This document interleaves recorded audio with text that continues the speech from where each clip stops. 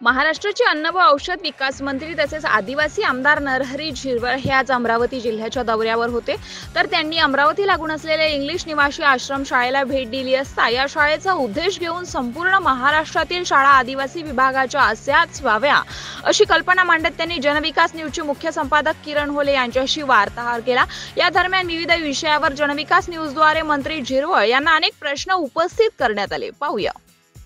नरहरी झिरवळ आज अमरावती जिल्ह्याच्या दौऱ्यावर आहेत।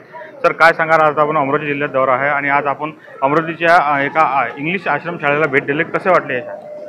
आज अमरावतीला म्हणजे मिनिस्टर झाल्यानंतर पहिलाच दौरा होता।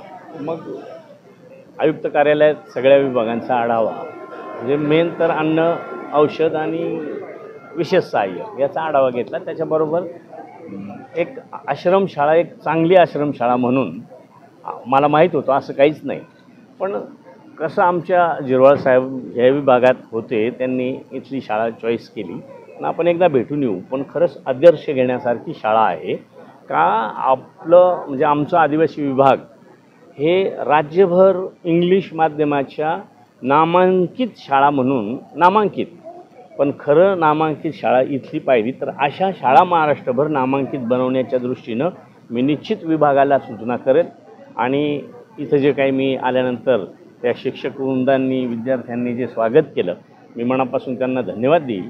परंतु निवळ स्वागतच नाही तर अगदी मुलांनी स्वतः लिखाण केलं आहे, कविता लिहिल्यात, काहींनी मला माझ्यासमोर भाषण दिलं, ते इंग्लिशमध्ये दिलं, मराठीत दिलं, हिंदीत दिलं, त्यांनी त्यांच्या कल्पना सांगितल्या आणि हे एवढ्या कल्पना आणि त्यांचा निकालाचा जो मी ग्रोथ पाहिला तो सुद्धा वाढता आहे। अशाच शाळा निर्माण होण्याच्या दृष्टीनं सहली ज्या आदिवासी विभागाच्या कुठं जात असतील तर मी तर म्हणेल ह्या आश्रमशाळेला येऊन भेट देणं ही सुद्धा एक सहल होईल। त्याच्यातली पहिली सहल माझी झाली असं समजा। याच्यानंतर मी एखाद्या अधिवेशनाच्या काळात का होईना नागपूरला आलो तर मी काही आमदारांना घेऊन इथं येण्याचा विचार करतो का आपण एकदा ही शाळा आणि इथला स्टाफ यांचं कौतुक करावं। अशा पद्धतीची शाळा, आश्रमशाळा या ठिकाणी आहे। कोणी मान्य करेल असं मला तरी वाटत नाही, पण ते मान्य करण्यासाठी समक्ष आणून दाखवेल अशाही पद्धतीचा प्लॅनिंग मी करेल।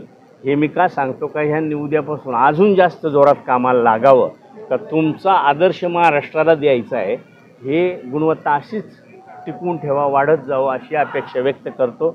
आणि आज आपल्या माध्यमातून मराठी भाषा दिनाच्या तुम्हाला आणि सर्व जनतेला मनापासून शुभेच्छा देतो। धन्यवाद। आपण आदिवासी हा आणि आदिवासी मंत्राच्या अगदी जवळील आहात, अशात आदिवासी जे विद्यार्थी आहेत त्यांच्यासाठी आपण काय उपाययोजना करतो? नाही, आदिवासी विद्यार्थ्यांसाठीच म्हणूनच उपाययोजना का इंग्लिशवर आता इंग्लिशमध्ये खूप लोकांचा ओढ इंग्लिश माध्यमाकडे आहे किंवा इंग्रजी शाळांकडे आहे, पण आदिवासी माणसाला ते परवडत नाही, म्हणून त्याला पर्याय म्हणून शासनानं नामांकित स्कूल सुरू केल्या।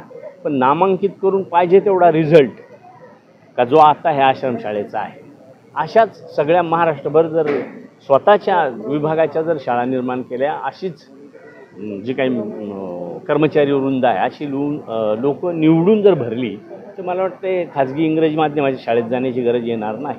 अमरावती जिल्ह्याच्या अतिदुर्गम भाग असलेल्या चिखलदरामध्ये आदिवासी आश्रमशाळा आहेत। त्या ठिकाणी शुक्रवारी, हप्त्यातून एकच दिवस शुक्रवारी त्या ठिकाणी जो भाजीपाला असतो तो आणला जातो। आठवड्यातून तीन दिवसानंतर आणला जातो, पण त्या ठिकाणी हप्त्यातून एकच शुक्रवारी आणला जातो आणि तो 8 दिवस पुरवला जातो। म्हणूनच त्याच्यात खूप बदल करण्याची गरज आहे। निश्चित प्रत्येक मंत्र्यानं तो बदल करायचा प्रयत्न केला आहे, परंतु व्यापक मी ATC कार्यालय असेल किंवा PO कार्यालय असेल यांच्याकडं जे काम एक्स्ट्राचं दिलं जातं ते थोडंसं बाजूला करून, जसं बांधकाम बाजूला केलं तसंच योजना बाजूला करायचं, निवळ शिक्षण ही विंग वेगळी करायची असं आमचा प्लॅनिंग चालू आहे का जेणेकरून ATCला दुसरं कामच नको। शिक्षणाचे PO APO असतील ते फक्त शिक्षणावरच काम करतील। आज काय झालं आहे, इकडची लोक तिकडं, तिकडची इकडं, आणि मुळात जी काही शिक्षक भरती व्हायला पाहिजे ती झाली नव्हती। आता कुठंतरी ह्या रोजंदारीच्या काही मुलांना कायम केलं, तासिकेवरची जी काही मुलं आहेत त्यांना कायम करण्याचा विषय चालू आहे। ह्याशी जेव्हा भरती प्रक्रिया पूर्ण होईल तर निश्चित तोही बदल होईल। आणि हा जो भाजीपाल्याचा विषय सांगितला आपण, त्या बाबतीत दखल घ्यायला निश्चित सांगेल। आपण एक वक्तव्य केलं होतं आयुक्त कार्यालयामध्ये पत्रकारांशी संवाद साधताना की जो गुटखा बंदी आहे महाराष्ट्रासह अमरावती जिल्ह्यामध्ये संपूर्ण गुटखा बंदी कायदा आम्ही लागू करणार. कायदा आहे, फक्त काही ठिकाणी त्याला अंमलबजावणी होते, पण त्याला पळवाटा आहेत. तर त्या पळवाटाच राहणार नाही, नॉन बेलेबलच कसा होईल अशा पद्धतीचा कायदा करतो. धन्यवाद. किरण हुले, जनविकास न्यूज, अमरावती. देशासह गावखेड्यातील वेगवान घडामोडी पाहण्यासाठी आमच्या चॅनलला आताच सबस्क्राईब करा आणि रहा रोज अपडेट.